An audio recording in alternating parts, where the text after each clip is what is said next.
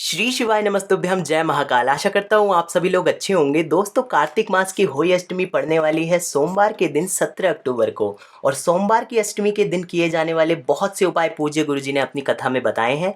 उन्हीं उपायों में से एक उपाय हम आज आप लोगों के लिए लेकर के आए हैं। यदि आप लोग किसी परीक्षा की बहुत समय से तैयारी कर रहे हैं, किसी नौकरी के लिए बहुत समय से प्रयास कर रहे हैं, लेकिन किसी कारणवश आप लोग कुछ ना कुछ नंबर से रह जाते हैं, या फिर इंटरव्यू बार बार दे रहे हैं लेकिन वहां पर भी आपका सिलेक्शन किसी कारणवश नहीं हो पा रहा है, या फिर किसी कार्य में आपको असफलता ही असफलता मिल रही है, व्यापार से संबंधित अगर कोई भी समस्या है, तो यह उपाय सोमवार की अष्टमी का बहुत ही छोटा सा और बहुत ही चर्चित उपाय हम आप लोगों के लिए लेकर के आए हैं।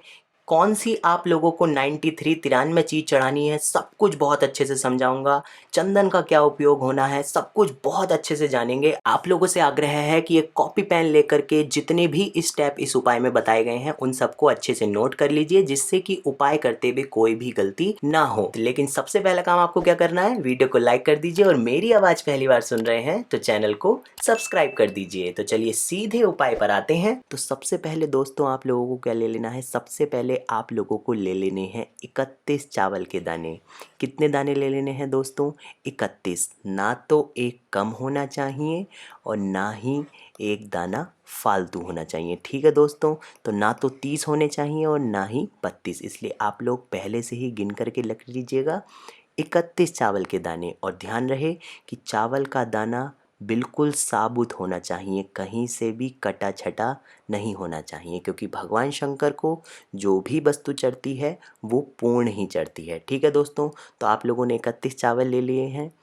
अब आप लोगों को क्या ले लेना है, 31 ही हरे मूंग के दाने। 31 ही हरे मूंग के दाने। ठीक है दोस्तों, बिल्कुल साबुत मूंग, हरा मूंग आप लोगों को 31 दाने ले लेने हैं। तीसरी वस्तु क्या ले लेनी है, आप लोगों को ले लेनी है बेलपत्र। कितनी बेलपत्र ले लेनी है? 31 ही आप लोगों को क्या ले लेनी है, बेलपत्र। और बेलपत्र का ध्यान रहे, कहीं से भी कटी छटी बेलपत्र नहीं होनी चाहिए, बिल्कुल प्यारी प्यारी साबुत बेलपत्र आप लोगों को ले लेनी है। ठीक है दोस्तों, अब आप लोगों को क्या करना है, सोमवार की अष्टमी के दिन आप लोगों को सुबह के समय, सोमवार की अष्टमी के दिन भगवान शंकर के मंदिर में सुबह के समय आप लोगों को ये तीनों सामान लेकर के जाना है। ठीक है दोस्तों, अब मंदिर में आप लोगों को शंकर भगवान के, जब आप मंदिर में प्रवेश करने वाले होंगे, तो प्रवेश करने से पहले सबसे पहले आप लोगों को नंबर 1 पर जो आप चावल के दाने लाए हैं, ठीक है दोस्तों, आप लोग क्या लेकर के आए हैं, जो चावल के दाने अपने साथ लेकर के आए हैं, उन चावल के दानों को शंकर भगवान के मंदिर की, ये जो आप चौखट देख रहे होंगे, मंदिर की चौखट, प्रवेश द्वार के बाहर जो ये चौखट है, तो चौखट के किसी भी कोने पर, जैसा कि आप लोग वीडियो में देख ही पा रहे होंगे, मैं वीडियो में पूरा प्रयास कर रहा हूँ आप लोगों को अच्छे समझाने का, तो किसी भी कोने पर, या तो इस कोने पर चौखट के या इस कोने पर, इन चावल के दानों को आप लोगों को सबसे पहले रख देना है। ठीक है दोस्तों, अब दूसरे नंबर पर क्या करना है, दूसरे नंबर पर आप लोगों को नंदी भगवान जो मौजूद होंगे शंकर जी के मंदिर में, यदि वो नंदी भगवान बाहर बैठे हैं, जैसा कि आप लोग पिछले फोटो में देख ही पा रहे होंगे, यहाँ पर नंदी भगवान बाहर बैठे हैं, कहीं कहीं नंदी भगवान अंदर बैठे हुए होते हैं।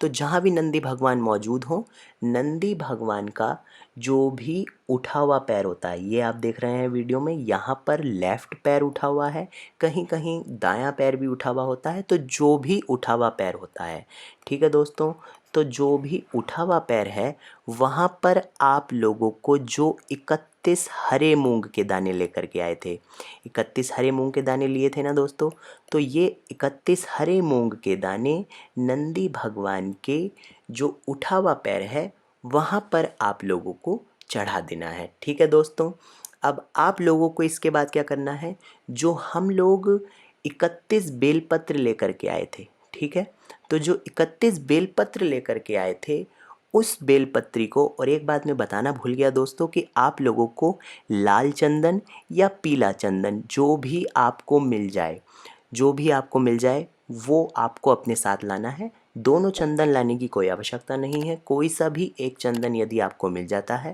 तो वो चंदन लेकर के आप लोगों को जो 31 बेलपत्र हम लाए हैं, ठीक है दोस्तों, तो 31 बेलपत्र जो शिवलिंग पर माता अशोक सुंदरी जी का स्थान होता है, ये वाला जो स्थान है दोस्तों, तो ये वाला जो स्थान है माता अशोक सुंदरी जी का उभरा हुआ स्थान, जैसा कि वीडियो में देख ही पा रहे होंगे। तो यहाँ पर आप लोगों को वो 31 बेलपत्र, तो एक एक बेलपत्री की पत्ती पर आपको क्या करना है, यदि आप लोग लाल चंदन लेकर के आए हैं तो तीनों पत्तियों पर आप लोगों को लाल चंदन की बिंदी लगा देनी है। देखिए कुछ इस तरह से आप लोगों को लाल चंदन की बिंदी लगा देनी है। और यदि आप लोग के पास पीला चंदन है तो आप लोग पीले चंदन की बिंदी कुछ इस तरह से लगा सकते हैं। ठीक है, आप लोगों को कोई सी भी एक बिंदी लगानी है और एक एक करके ये जो बेलपत्र हैं 31 के 31 बेलपत्र एक एक करके माता अशोक सुंदरी जी के स्थान पर आप लोगों को रखते जाने हैं। ठीक है, अब माता अशोक सुंदरी जी के स्थान पर किस तरह से रखने हैं, जो चंदन लगा हुआ भाग है वो माता अशोक सुंदरी जी की तरफ होना चाहिए, यानी कि जो बेलपत्र का सीधा भाग है वो माता अशोक सुंदरी जी के भाग पर स्पर्श होना चाहिए। ठीक है, अब एक एक करके आप लोगों को बेलपत्र कुछ इस तरह से यहाँ पर समर्पित कर देनी है। ठीक है, श्री शिवाय नमस्तुभ्यम का स्मरण करके अपनी बात कह के जो भी आपको परेशानी है इस तरह से आप लोगों को बेलपत्री 31 की 31 एक एक करके चंदन लगा करके भगवान शंकर का स्मरण करके श्री शिवाय नमस्तुभ्यम का जाप करके अपनी जो भी बात है वो कह करके यहाँ पर 31 बेलपत्र चढ़ा देनी है। लेकिन एक बात ध्यान देनी है दोस्तों, जो बेलपत्री की डंडी होगी तो डंडी का भाग आप लोगों को जिस दिशा में शंकर भगवान के शिवलिंग से जल बहता है, ये आप देख रहे होंगे डंडी का भाग जैसे कि मैंने बनाया है, तो जिस तरफ डंडी का भाग उस तरफ रखना है जिस तरफ जलाधारी से जल नीचे गिरता हो। ठीक है, तो आप लोगों को 31 बेलपत्र यहाँ पर एक एक करके चढ़ा देनी है। अब आप लोगों ने देखा होगा कि आपने इतना अच्छे से पूरा उपाय समझा, तो यदि आप पूरी श्रद्धा से उपाय करेंगे तो भगवान शंकर ज़रूर कृपा करेंगे और अगली सोमवार की अष्टमी आने से पहले जिस भी मनोकामना से आपने यह उपाय किया है वह अवश्य ही पूर्ण होगा। उम्मीद करता हूँ आपको मेरे द्वारा किया गया यह प्रयास ज़रूर पसंद आया होगा। हो सकता है मेरे द्वारा कोई त्रुटि हो गई हो, यदि त्रुटि हुई हो तो मैं उसके लिए क्षमा प्रार्थी हूँ। और यदि आप लोगों के मन में कोई भी प्रश्न हो उपाय से जुड़ा हुआ तो कमेंट सेक्शन में हमें ज़रूर बताएं। जल्दी ही मिलते हैं आपसे अगली वीडियो में, तब तक के लिए श्री शिवाय नमस्तुभ्यम।